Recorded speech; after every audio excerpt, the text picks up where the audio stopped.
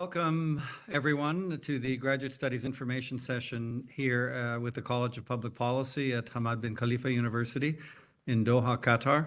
My name is Leslie Powell. I'm the founding dean of the college, and I'll be the moderator for the session this afternoon, depending on where you are, with my colleagues from the college and also from our admissions office. Next slide, please.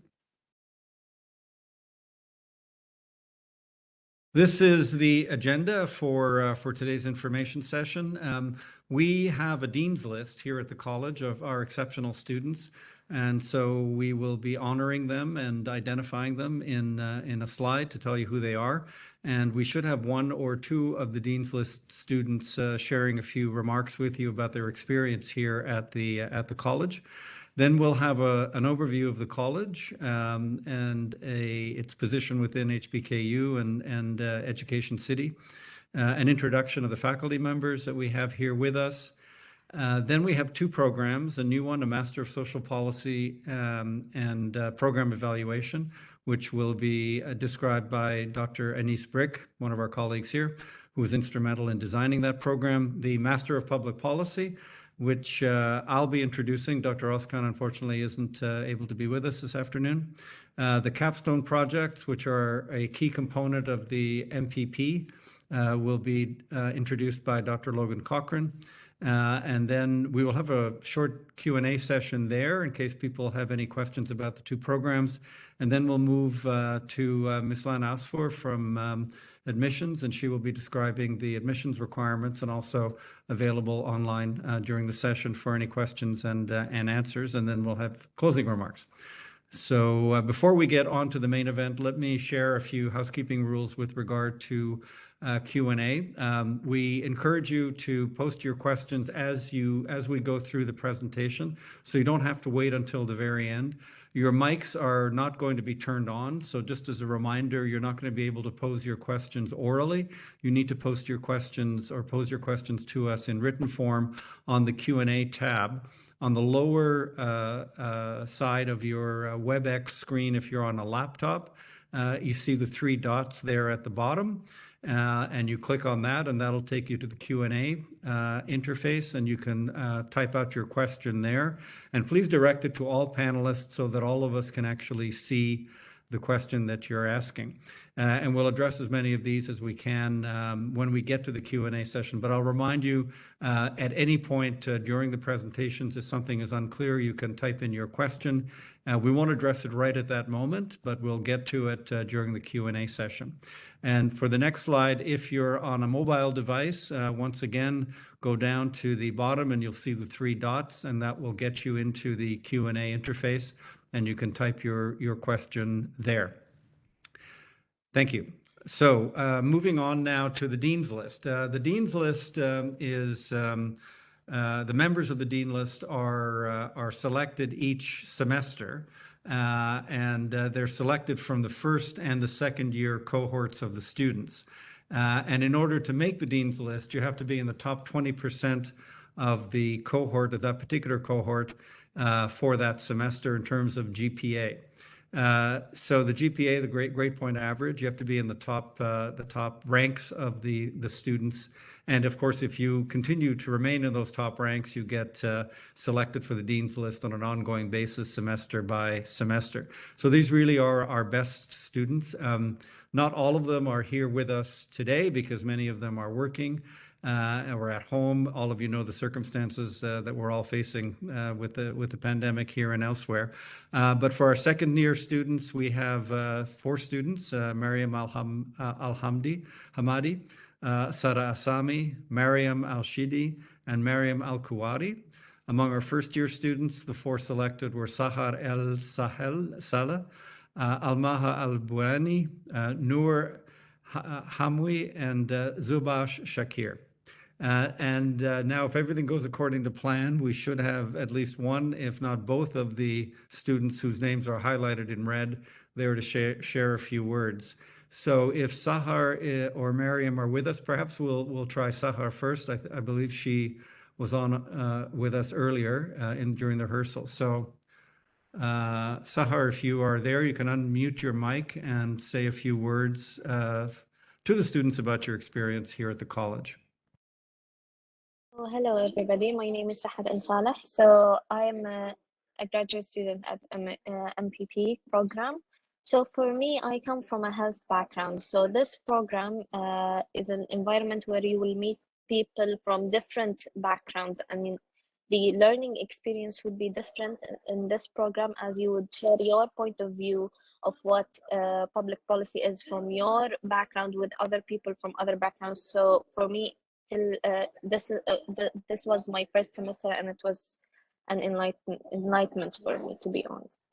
Thank you for this opportunity. Thank you very much, Sahar. Is Mariam with us? Mariel Al-Hamadi? I'm here. Hi. Oh, hi. Great. Thank you for joining us. If you can share a few words about your experience, maybe a little on your background as well and why you selected the program. First of all, I will take this opportunity to thank all my professors. I'm glad to be here, and I'm glad to be one of the Dean list. Second, my background, I'm a central banker. I work in financial stability. I'm the director of financial stability. And this program added a lot to my work experience and also an overall. I just had a talk with one of our advisor, and I told him that I'm studying a policy, public policy major, and he said this is one of the important majors that people need to think about. Either is it a policy or just having to set a regulation for our banks, or even to change a strategy. This all information I gain from having this program. We did not take it only from a policy perspective. We see it from an ethical point, from economic points, from all aspects in our life. So I encourage everyone to join this. It's if you want to make changes, if you want to add value, if you want to add value to the place you are going to work or currently work, public policy is what you should choose. And thank you. Thank you very much, Mariam. And once again, congratulations to both you and Sahar for your academic accomplishments in the program and your contributions. I should have noted that our Dean's List students not only are exceptional in terms of their academic performance, but they give back a lot to the program as well. So thank you to both of you. Okay, if we can move on to the next slide, please, Mr. Ezzedine. Thank you. So a little bit about HBKU, the Hamad bin Khalifa University.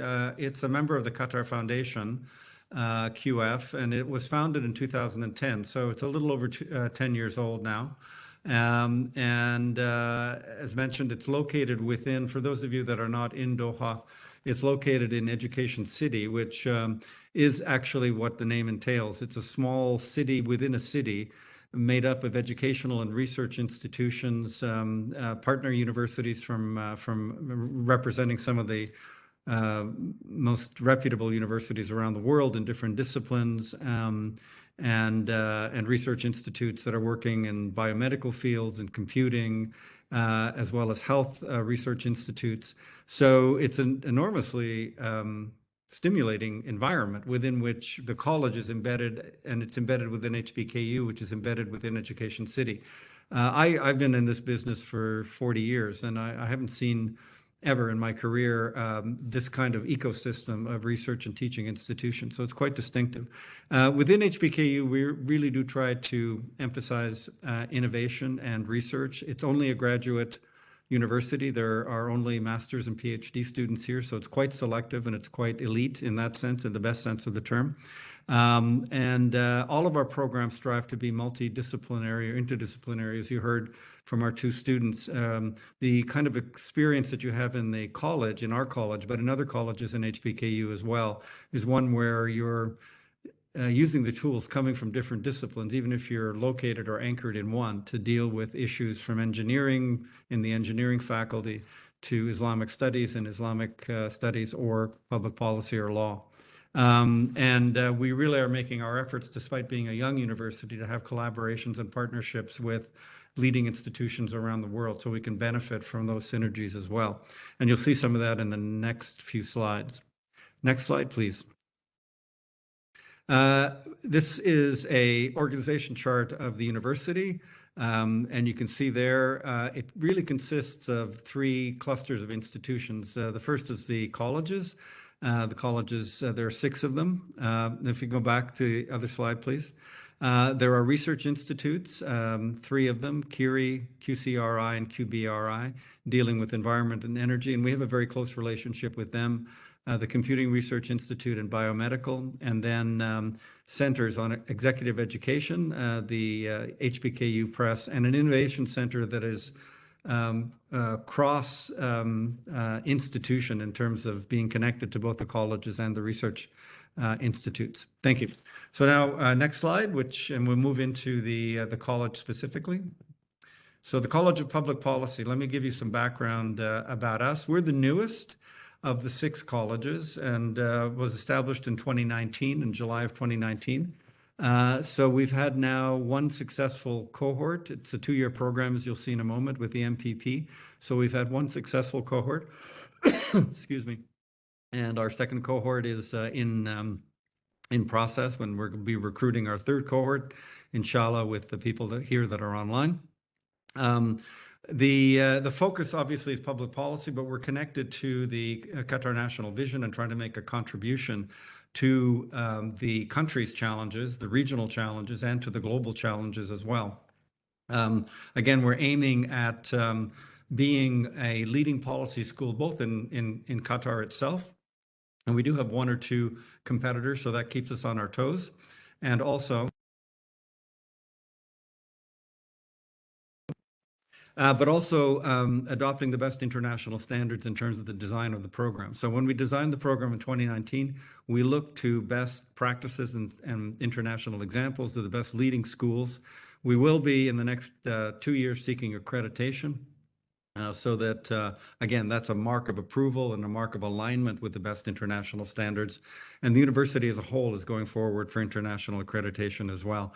So, and the faculty, as you'll see in a moment, that we've recruited are all scholars of note in their particular subfields within the discipline, but they're also, in terms of their educational backgrounds, their teaching experience, their consulting activities, and their experiences at other institutions before they came to HBKU are expressions of this international standard that we're bringing here. So our ambition is to give you a program and graduate you from a program that is at least as good, if not better, than a leading public policy program that you would take in Europe or North America or in the leading ones in Southeast Asia. So we aspire to that international standard while still recognizing that we need to speak to the local context here in Qatar and in the region.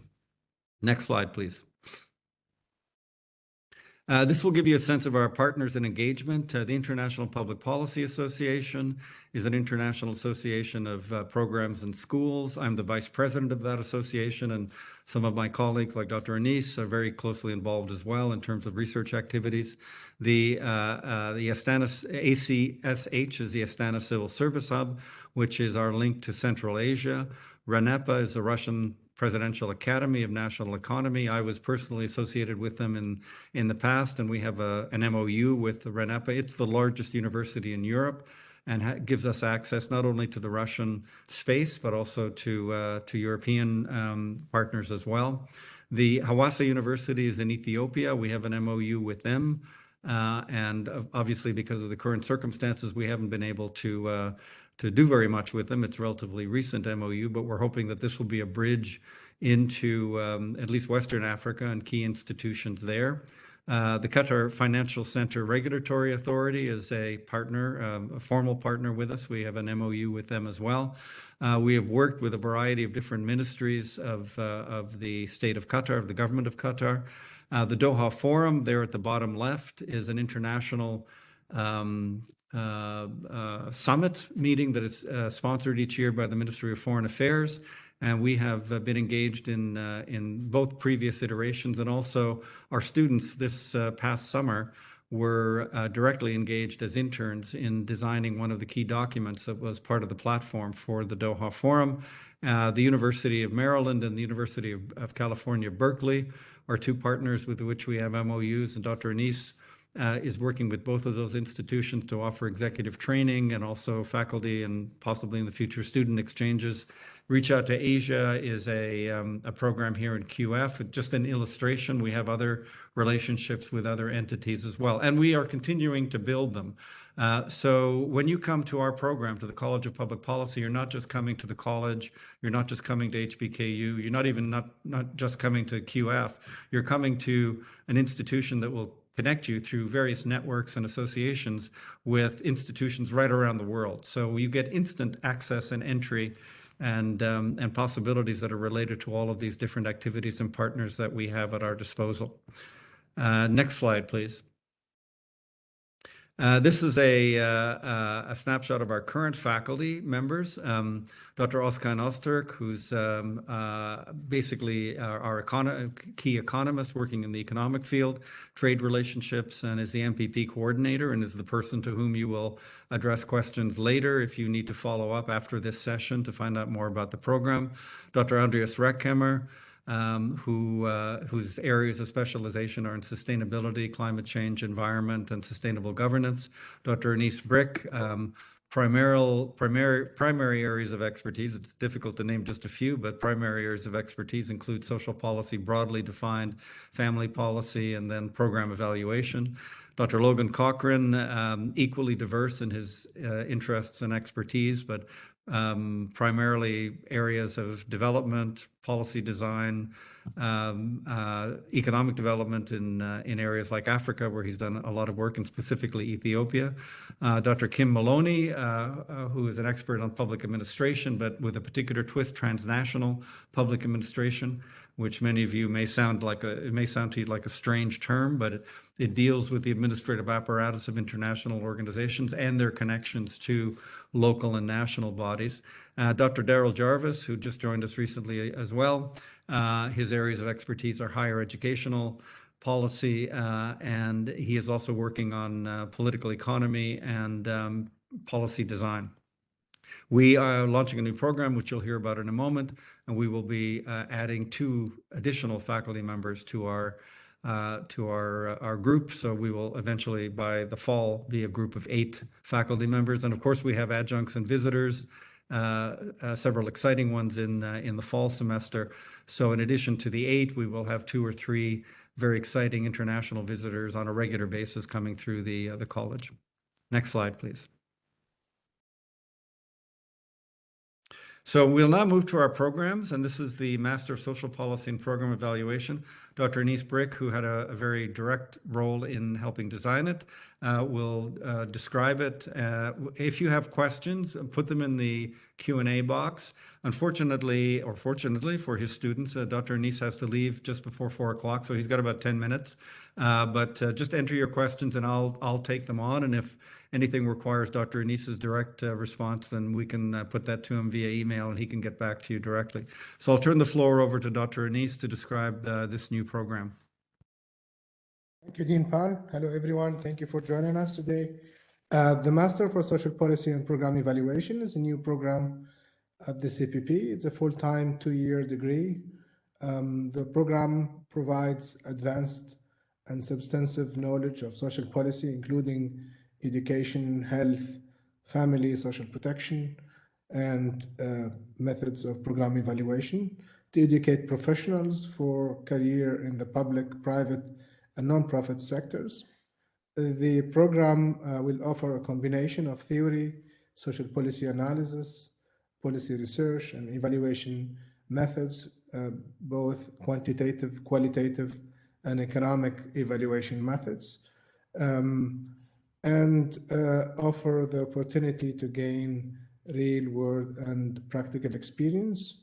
This is an interdisciplinary degree which will draw from multiple fields of study, including economics, political science, public policy, sociology, psychology, education, law, and public health. Next slides, please. Students in the first year will take 4 core courses: Foundation of Social Policy, Foundation of Evaluation, Research Method, and Social Policy Analysis, and 2 electives offered by the college or by HBKU colleges. In the second year, students will choose between 2 concentration, social policy or program evaluation. For the social policy concentration, students will take 3 courses: welfare of children and family, health policy, education policy. The program evaluation concentration, students will take 3 courses: program evaluation planning and design, benefit cost analysis for program evaluation, advanced method for program evaluation. Next slides, please. And in second year, students are required to complete a master thesis worth 3 credits, which will address a research topic relevant for Qatar, the Middle East, or globally, and which includes a defined field of research and a number of researchable questions to investigate in the field of social policy or program evaluation. This should demonstrate a good knowledge of the literature in the field of social policy or program evaluation, and demonstrate an ability to analyze through the careful and critical use of relevant concepts and approaches. Thank you.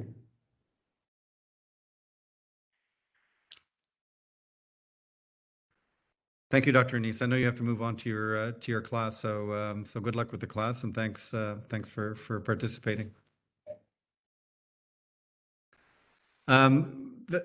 I'll just add that the MSPPE, is the Master of Social Policy Program Evaluation, is a new program. So we are, you'll hear a little bit later from Ms. Lana, my colleague, that we've extended the admission dates for this slightly, so deadlines that is.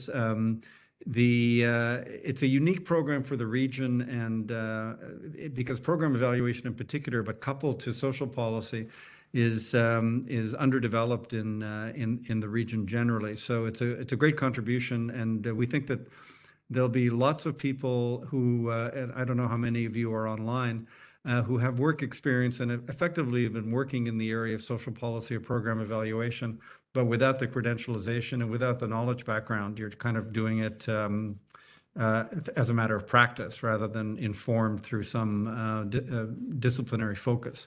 So we're looking for those kinds of people for that program, and we think it's going to make a contribution to the development of social policy and the general field of program evaluation in the region as well.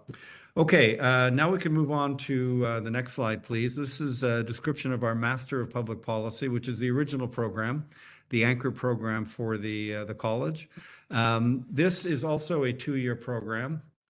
It's got distinctive features. It's a little bit more general. The MSPPE is a bit more focused on a field, social policy, and a particular skill set, program evaluation. You will get exposure to those areas here in the MPP, but the MPP has a broader scope and a broader range of introductions to different areas of public policy and perhaps a wider set of skills. So it combines interdisciplinary aspects. The ethical foundations you'll see in a moment are quite important, and this is a distinctive feature of this particular program. Not every Masters of Public Policy around the world will have the same emphasis, a single course dedicated to ethics and folding that in as a key theme in other areas. For example, thinking about sustainable governance. How do we calibrate the ethical considerations of future generations and trying to think about sustainability and climate change? So you can imagine a very different, more technical orientation to those same sets of questions. So we're doing something a little bit different here. In public management, we are emphasizing the transnational global connection, and that's something distinct and different in our program as well. Let's go to the next slide. I think all of this is fairly straightforward, and I can elaborate. This is a 36-degree program as well, taught over 2 years, 8 core courses, and you see them there in year 1. There are no electives in this program, so what you see is what you take and what you get. In the first semester, it's policy. These are kind of foundational courses: policy analysis and design, the economics, an introduction essentially to at an advanced level to micro and macroeconomics, ethics, law, and public policy. So we combine here and emphasize the importance of ethics and, of course, research methods. In the second semester, you supplement these core courses with 4 additional core courses. And you'll see an emphasis here that you wouldn't see necessarily in each and every public policy program in different institutions. So public management is fairly standard. You have to know how bureaucracies operate in making public policy, because they're the instruments of implementation. But we have global political economy. So we're asking our students to think about the global context of domestic public policy making. So a very simple and obvious example is the pandemic. You know, there are national policy responses to something that is a global challenge in its nature. So global political economy is looking at more the political economy and the market aspect, but it's giving you a global context. Comparative public policy is an emphasis, again, on comparing different national systems and subnational systems and how they tackle similar problems. And then we have an additional methods course, which is an extension of the first one and a deepening of your knowledge, particularly around, though not exclusively, program evaluation techniques. We have advanced seminars and specialization labs. So our students, after the first year, in the second year, will specialize. We invite them to specialize in 2 broad areas: social policy, education, family and health, and energy and environmental policy. In each of those, we have an advanced seminar so that students can extend and deepen their knowledge with respect to each one of those areas. And then there's a specialization lab that's designed to be more practice-oriented and to give you exposure to how policy is both made and experienced in the field and on the ground. And again, that's something that we try to emphasize in this program, is the obviously, we give people a strong theoretical foundation. As the saying goes, there's often nothing more practical than a good theory. So theoretical orientations are really important. But in addition to that, we want to give people a sense of practice, of how things actually get done in the world and what the challenges are. And so the specialization lab is intended to do that, to be a bridge. And that's complemented by the Capstone project, the MPP Capstone. And to describe the Capstone, I will now turn it over to my colleague, Dr. Logan, who will speak briefly about the Capstone and some of the other activities around the college. Thank you, Dean Leslie. Very briefly about our Capstone projects. And to just clarify the distinction, you heard in the MSPPE program, it's a thesis based, so that will be research and a typical sort of research program that you're expected to produce. In the MPP, you have a capstone project. It's a little bit different, and we're hoping exciting in that you work with a partner and work on an applied policy question or policy evaluation or policy formulation in connection with that partner, so that you have a much more real world experience. And we're organizing these into groups of similar themes. So you might find yourself into a group of fellow students who are also interested in environmental policy questions, and a partner you're working with that is also writing or informing or evaluating those types of questions. So our vision here is that you walk away with a solid set of skills that you know how to apply because you've applied them in a real world setting with a real world partner. We have a great set of existing partnerships with external entities, some of which are international. For example, United Nations organizations, for example, the International Organization of Migration or the International Labor Organization, or other international entities that are based outside of the state of Qatar. We also have partnerships within the state of Qatar. And these, for example, are the Financial Regulatory Authority, the Qatar Fund for Development. You saw on a slide earlier, the Reach Out to Asia nonprofit organization, as well as Education Above All. And we've also been working with the Supreme Committee for Legacy and Development, who are leading many of the activities connected to FIFA 2022, amongst many others.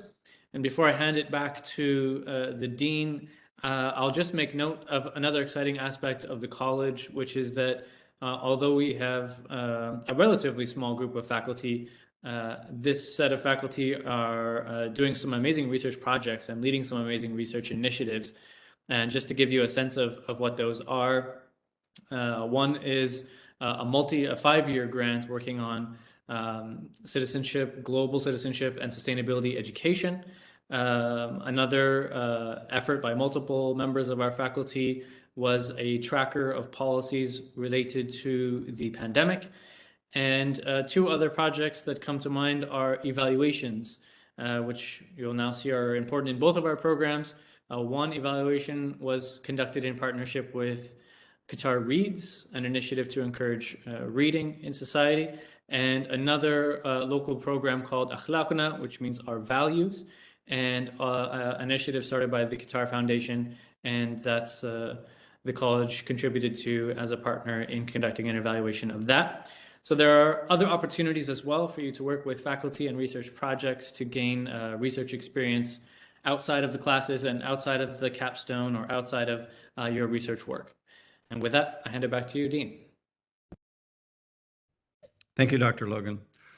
So if we return to the slides, Mr. Dean, there are the coordinates for the MPP coordinator, Dr. Ozkan, his email, and Ms. Amal Hassan, who's our administrative officer, and her email address as well. And you can also just go to the college website, which you probably already have, if you're attending this session, and you can find the coordinates there. And also for myself, I'm happy to respond to any questions or steer them in the direction of people who can advise you.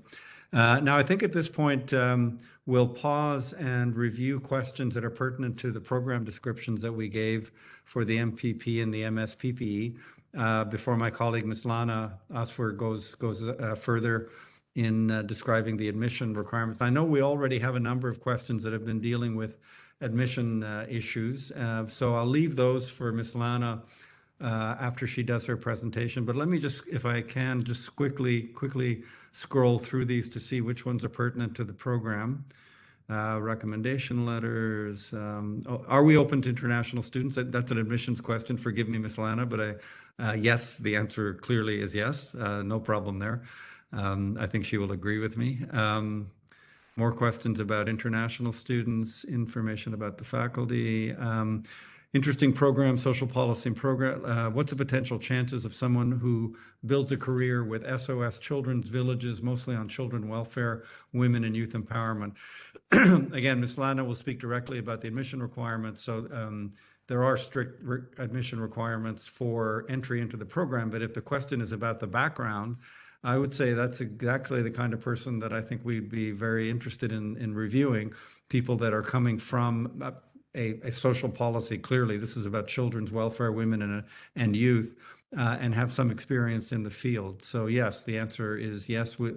I think a person situated that way, all other things being equal, would be a very interesting candidate. Working semester, can I apply? That's an application. English, that's an application question. Financial aid for Ms. Lana. We're going to put her on the spot. Also, what is most common concern to be expected? Again, she can respond first to that, and Dr. Logan and I can provide some support or some additional information. Are your programs research or professional oriented? Are we going to see a PhD program? Those are 2 questions. So are they research or professional? I don't want to, I mean, it's always wishy-washy to say both, but in this instance, I think it's fair to say that they're both.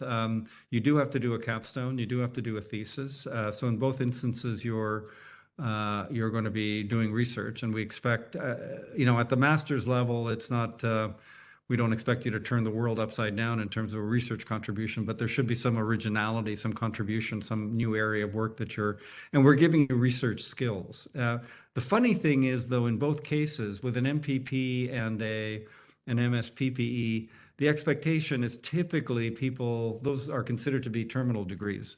In the sense that most people coming out of a master's of these type, MPP or an MSPPE, are going to be going out directly and working for government in the nonprofit sector. And believe it or not, many in my experience, many people graduating from an MPP, or we don't have an MPA, but a Master's of Public Administration, they often end up going to, not often, but quite significantly going into the private sector as well, because many private companies and corporations are interested in public affairs or relating to government, understanding the regulatory environment, and they need people with some policy background to do that.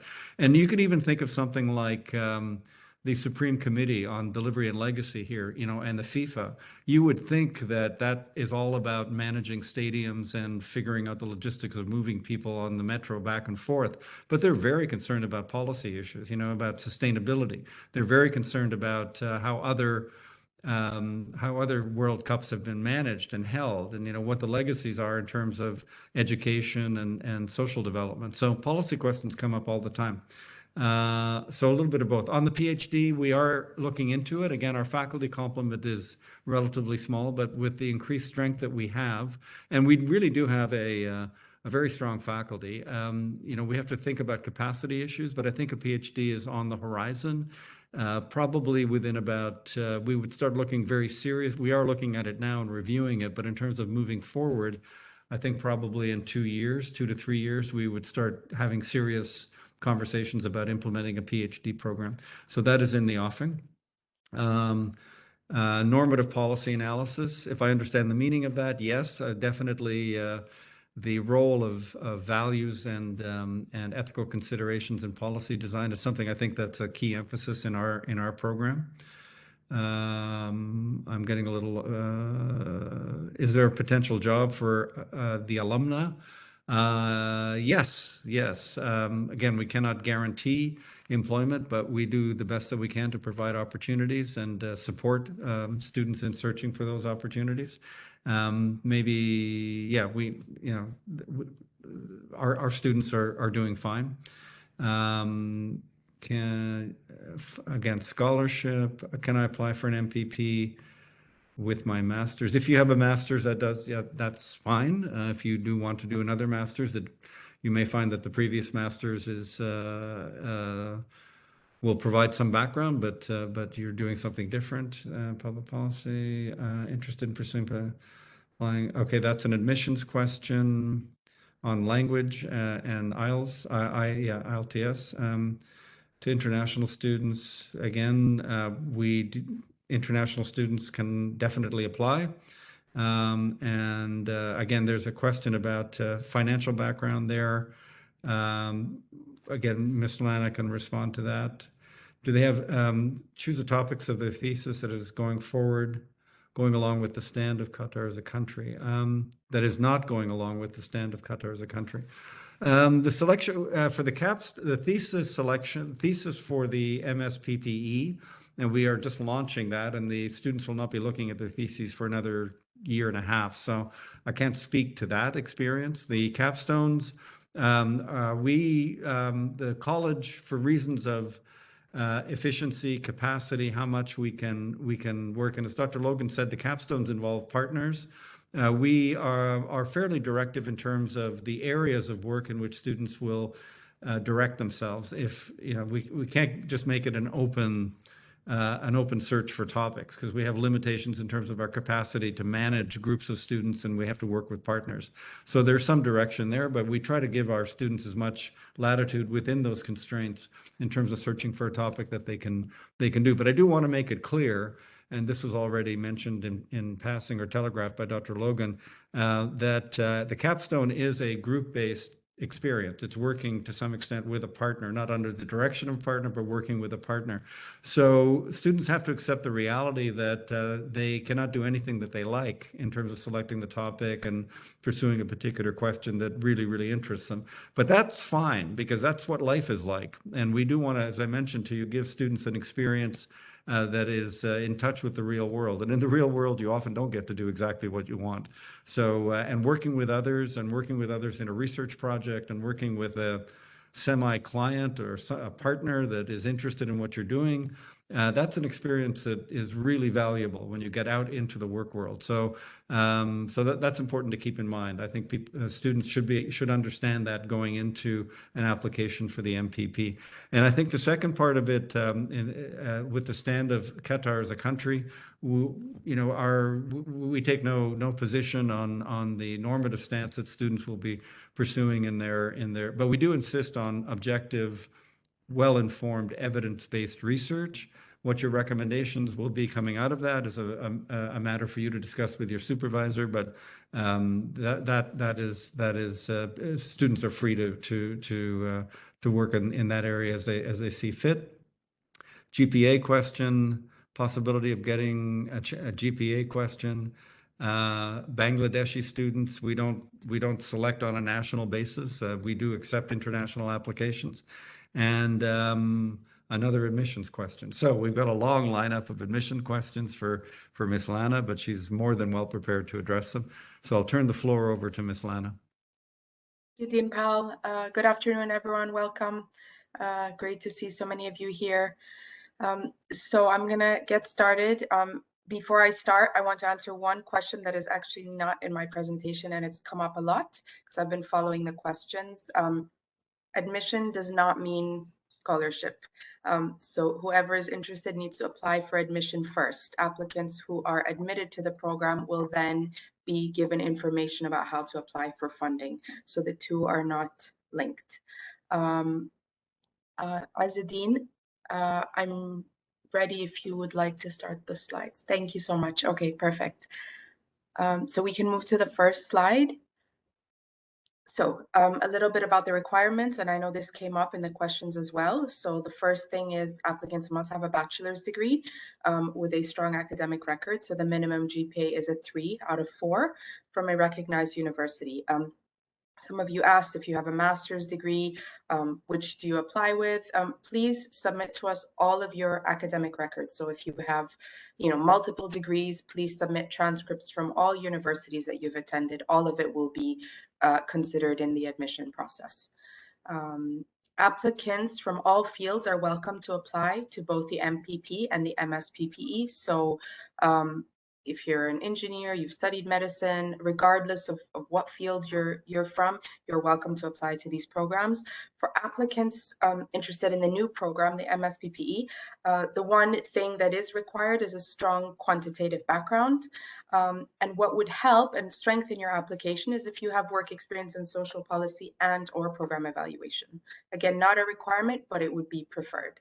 A little bit about the English proficiency, because I know there were a couple of questions about that as well. So the minimum score is a 6.5 on the IELTS or 79 on TOEFL, and it should be a valid score. So it should be a test that you have taken within the last 2 years. You can be exempt. There are several different ways to be exempt.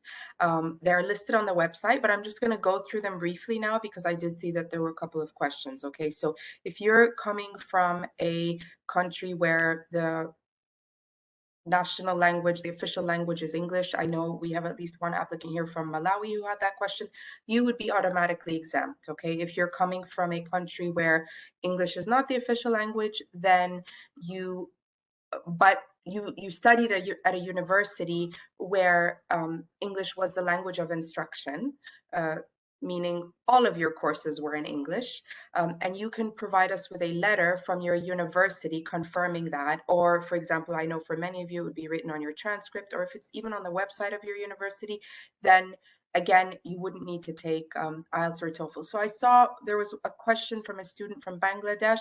As far as I'm aware, at least for the applicants we've received so far from Bangladesh, most of them have studied in English. So again, if you've studied in English, you do not need to take the IELTS exam. If you've already taken it and you have a score, by all means, send it to us and we'd be happy to put it into your file.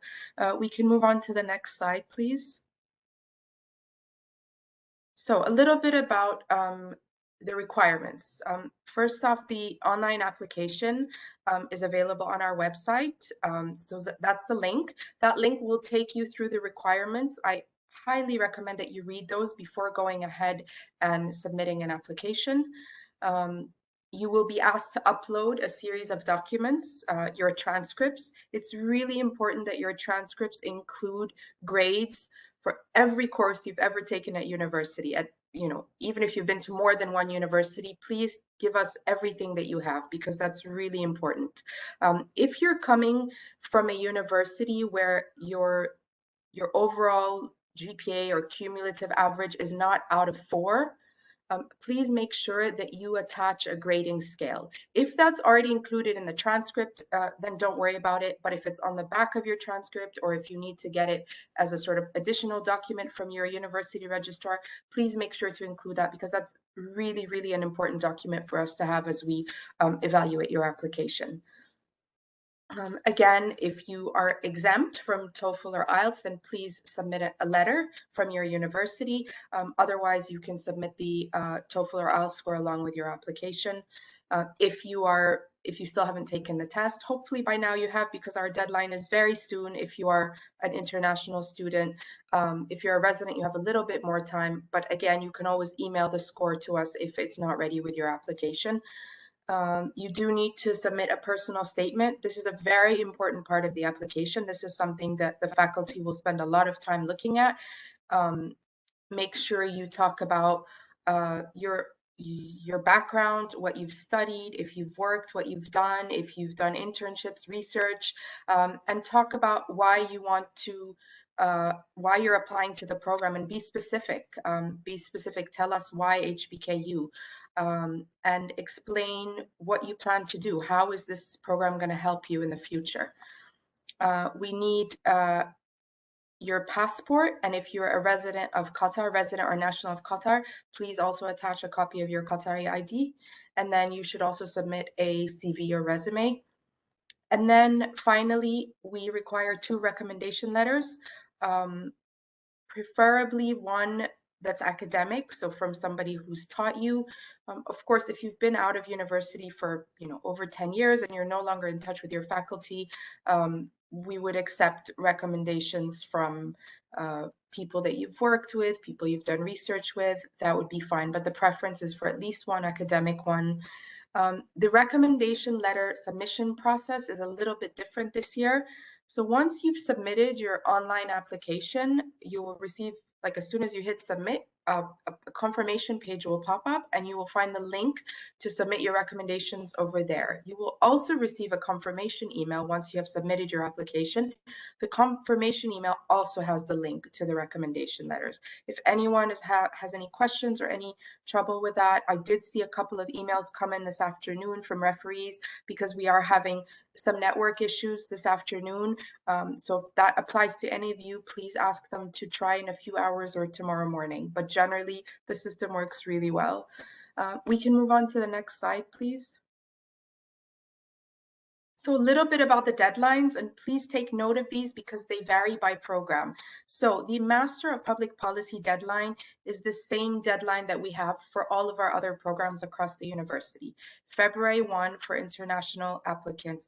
Please do not contact us on February 2 saying that you want to apply, because the application will be closed and there is no way that we can open it again. So please give yourself time to apply. Please do not wait till February 1 or January 31st. Please apply this week if you plan on applying for this for fall 2020 academic cycle. For Qatari residents and applicants, the deadline is March 15, and this is especially important if you do plan on applying for funding, where funding is available. For the new program, for the MSPPE program, the deadlines, again, as Dean Powell mentioned earlier, are a little bit different because this is a new program, so we wanted to give people a little bit more time. So it's going to be March 1st for international applicants. Again, that's a strict deadline. We don't have flexibility there, so please make sure you apply before March 1st.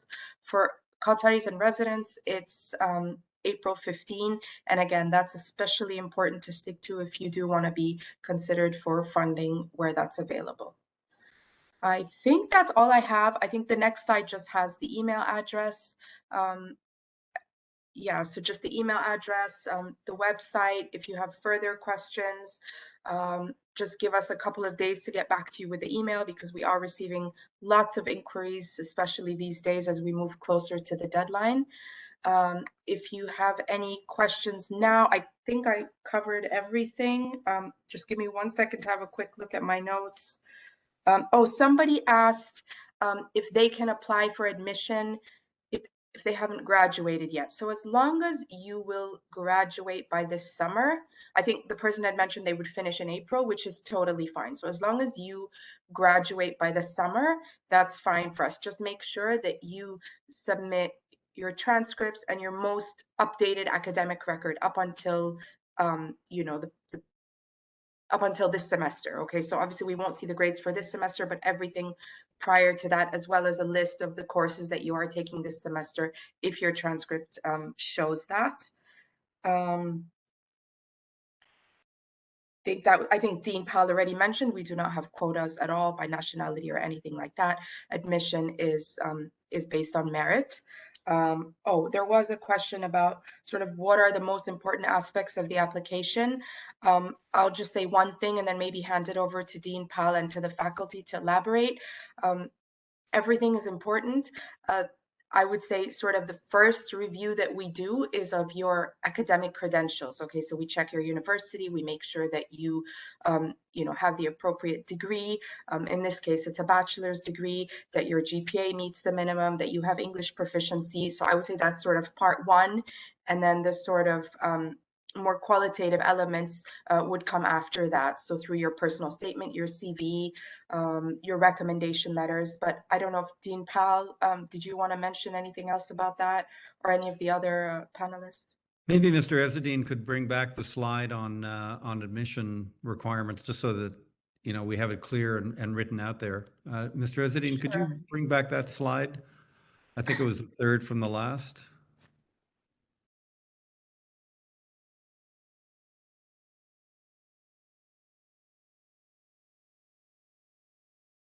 One up, or there, yeah, that one. So there's a couple of questions here, Ms. Lana. Maybe you're better equipped to answer them than I. I think maybe the next slide also had some detail, or was it the slide before? The one before. One before, yeah, there we go. Okay. So there were some questions about the IELTS score.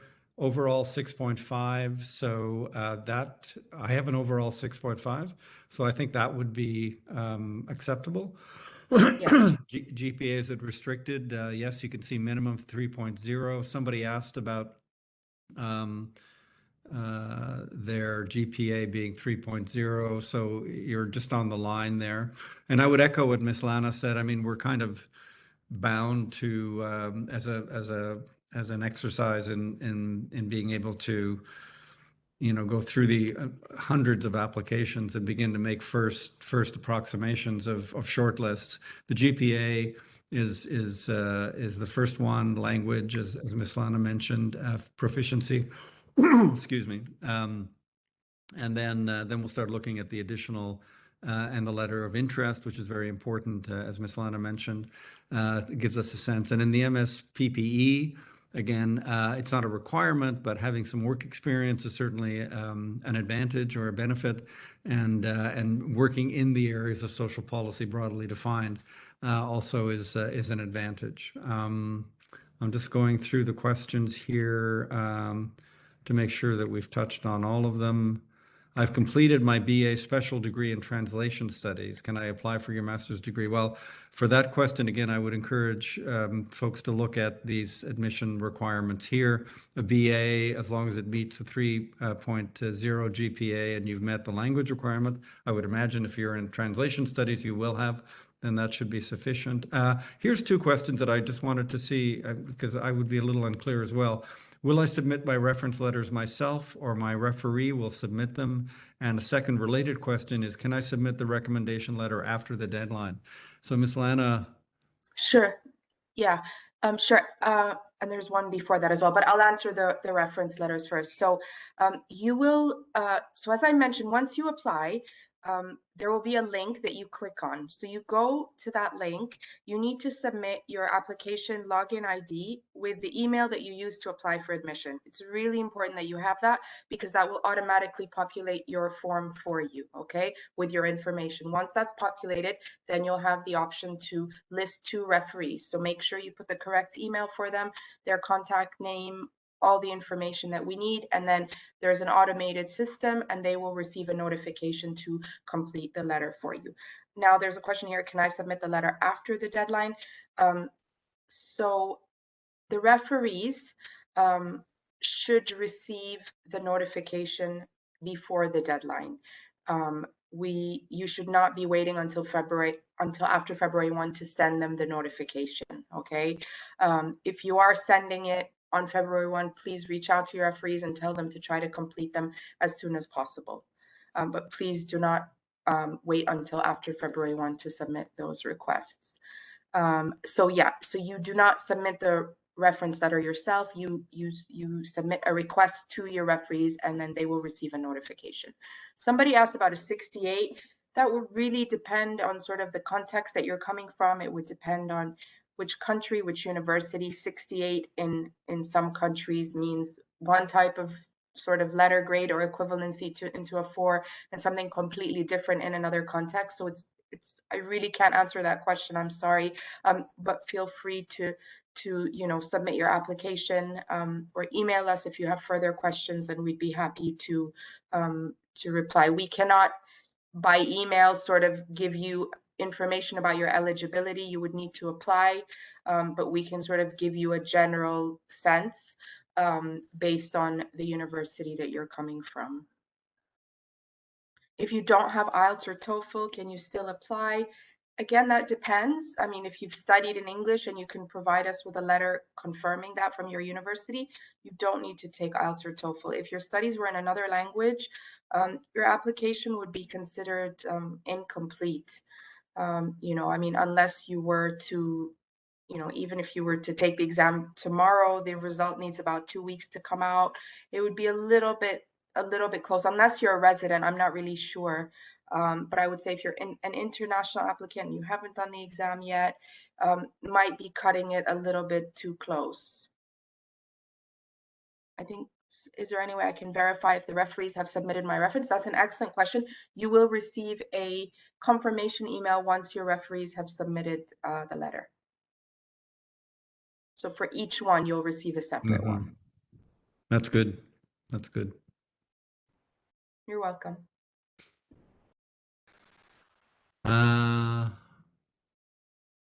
I think that covers all of the admissions questions. And I hope that we've covered all of the key elements of the program. I'm just going to type the email in the chat, okay, because I think I don't know if everyone got it. It's on our website. I mean, it's everywhere, but just in case, there's the email. This is in the chat. It's not appearing in the Q&A. Oh, where can I type it? You can type a chat message and send it to all attendees. Okay.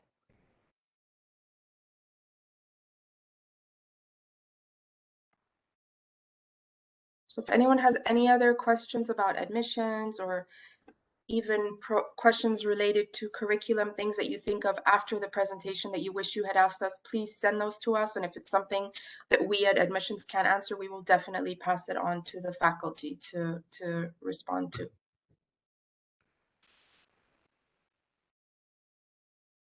Great. Well, I don't want to keep people on if there are no more questions, but let me reiterate, it's a young program, it's a new college, but we've, despite the pandemic, as I mentioned to you, we started in 2019, and you all know that the pandemic began to hit in March of 2020. So we barely had 6 months to get ourselves, up and lifting off the runway when the pandemic hit. But we managed to stay in flight, and I think to push that metaphor probably further than I should, we soared and got above the cloud cover, and you know, we see a horizon of great possibilities ahead of us. It's really a great place to be. I think our students they're working hard, like all students everywhere. They often complain about how demanding the program is, but I think almost all of them are extremely complimentary. That's what I hear anyway, about their professors and their general experience in the classes. Again, it's universal to all students. I did it. Dr. Logan did it. We always complain about there being too much work, too many readings, too much writing, no time, no time, no time. But that's just the nature of the game.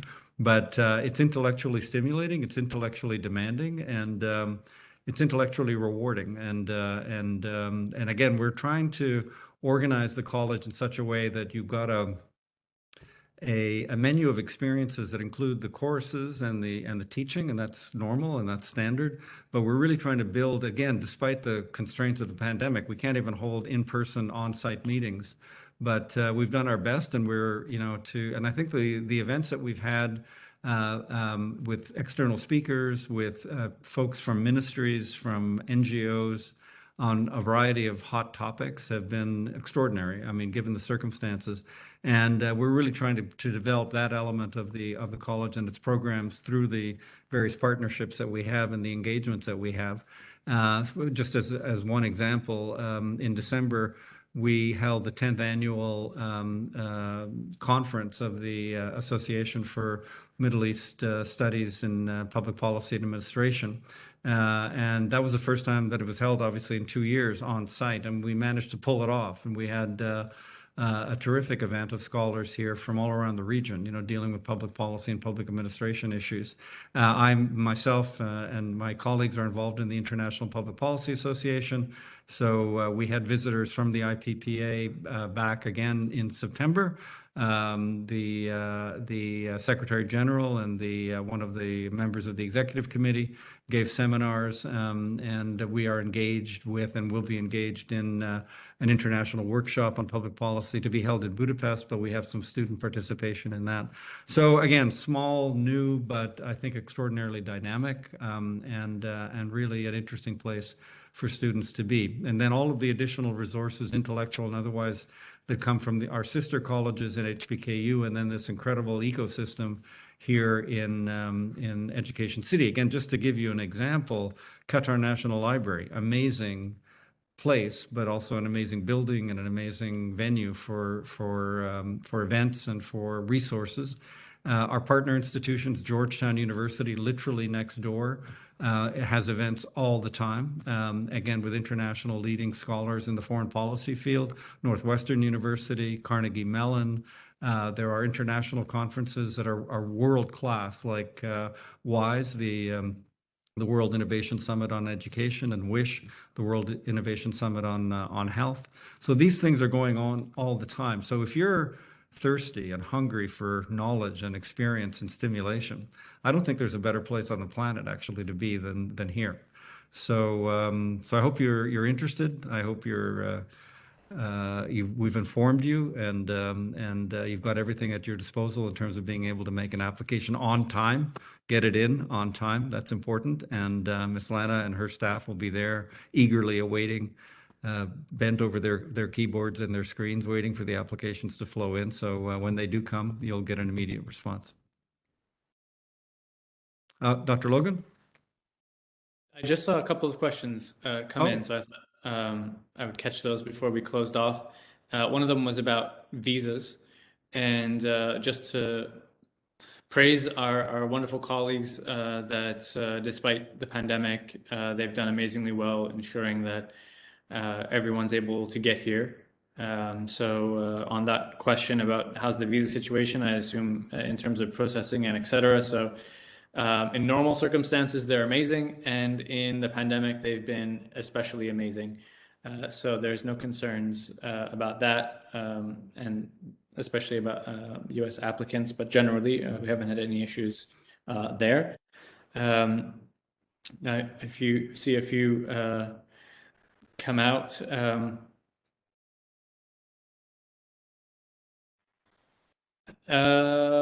for the question from Hamid Zakaria on standouts, I think there isn't a single thing, right? Each applicant brings their own story, their own history, their own educational background.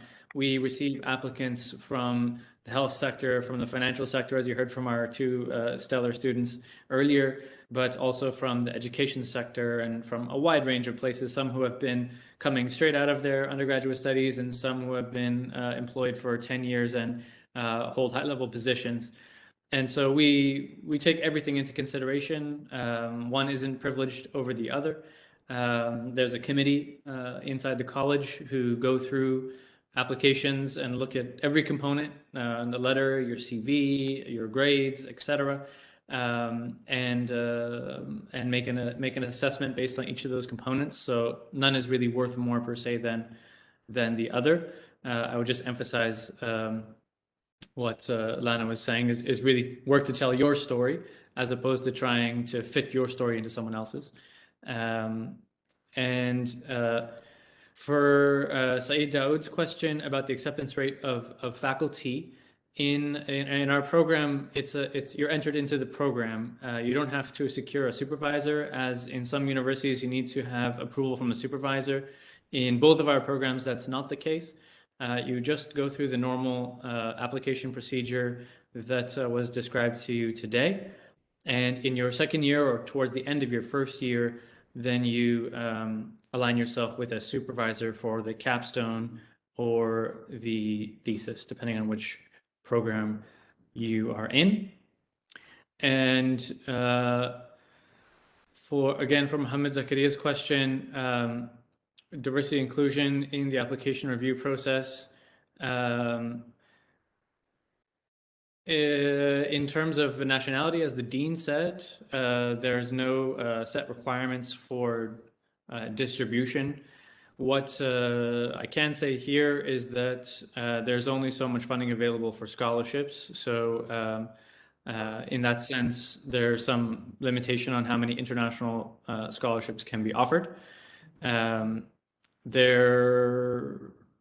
you have anything else that you want to add on this? There are no explicit, I mean, that may be the case in some American universities. I think they have explicit EDI guidelines. There's none here at the university level or at the college level. We don't exclude anyone, so I think by definition we're inclusive. In terms of diversity, again, we don't use that as a lens, but it de facto, the results of our admissions process are an incredibly diverse array of students. Those of you that are in Doha know, but for those of you that aren't, it's one of the most diverse places I've ever been in terms of background, ethnicities, and people from different countries and backgrounds. So by force of circumstance, between our international students and our residents that we select, but even among the Qataris, there's an incredible array of backgrounds that come in. So the diversity is almost a de facto result. One of the usual markers of diversity is the gender difference. In fact, our student population is majority female. So if that's of interest to anybody, that is some indicator of diversity. So that's kind of the picture on that front. Based in Ghana, applied for the MPP, still have not gotten a chance to be admitted. Still like an application window. I think that's a question for Ms. Lana, the last question there on the list. I'm not sure. Not gotten a chance to be admitted, which I've still not given up in this application window as well. Okay, so continue applying. Yeah, maybe that's not for Ms. Lana, that's more for me, but Ms. Lana can chime in. It's a very competitive process. I mean, we only have a limited number of places. I mean, in order to ensure the quality of the instruction at a master's level, we have to keep our classes small, relatively small, 20 to 25 at the most. And we literally get hundreds. In fact, given our size, I think we get a disproportionate number of applications. So we have to be extremely selective. So I'm sorry that if you weren't able to make it through the last couple of cycles, but I'm encouraged by your continued optimism. So keep up, and it may happen. And yeah. Okay, I'm going to give another 60 seconds if anybody has any additional questions. or further questions? Again, this is not the end of our efforts to respond to your questions. You've got the emails, I believe, of Dr. Oskan, Ms. Amal, myself, Ms. Lana. You can find our emails on the CPP website. So if there's any additional questions that you have, you can follow up subsequently in an email. Is there any allocated number of scholarships to Afghan students? I do not believe so, but Ms. Lana, do you have a... I'm not aware of anything specific. No, I think it's, the funding is kind of general. Mm-hmm. I see here I have emailed and called on WhatsApp, but didn't receive a call or a text back. On WhatsApp? What? Sorry, Noor, we don't actually have a phone number. So Mm-hmm. who were you sending a message to? The best way, if you have questions about admissions, is to reach us through the admissions. There's a number online. Website. Okay. Yeah, I'm not sure about that. We're actually working remotely these days. It may, Miss Lana, sorry to interrupt you, but I'm thinking on the slide where we identified Dr. Oskan and Miss Amal, we may have put a telephone number down there. Oh, okay. Those are office numbers and yeah, Oh, I extensions, see. Okay. which actually, we need to change that slide for the future. If we do give a telephone number, we should give the full, +94 and the full university number. But those are extensions to the university telephone system. Okay, I see. So if I'm just guessing, but if that was the number that Noor was trying to reach through WhatsApp, then it wouldn't work. Okay, Noor, I would recommend just emailing us. I promise you someone will get back to you within 2 to 3 days max. I mean, typically it's 5, but we're trying to respond to people's inquiries as soon as possible. So please just send us an email. And if there's something specific that you need to discuss about your situation, 4 months ago, I didn't receive a call. Yeah, I'm really not sure that it was a WhatsApp number. Yeah, I'm really sorry, Noor. I don't know where that is.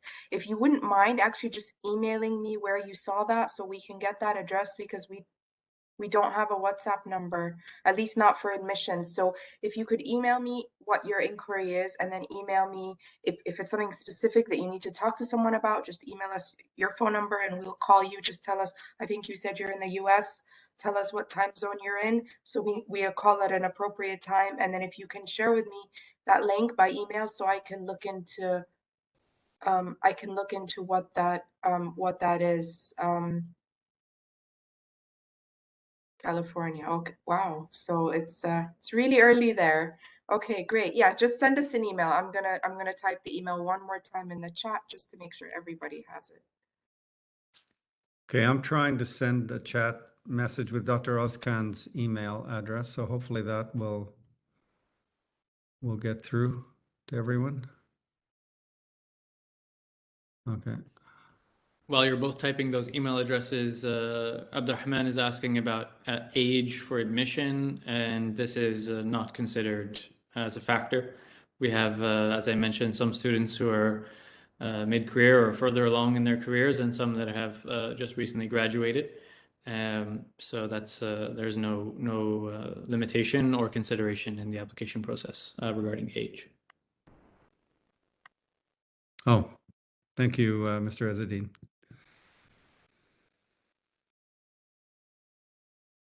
Okay, I think we did get a few additional questions. Got the email Pacific time started from him.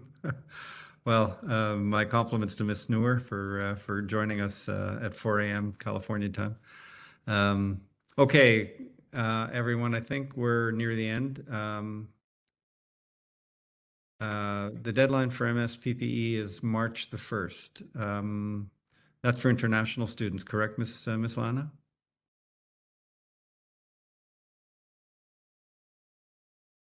Sorry, the deadline.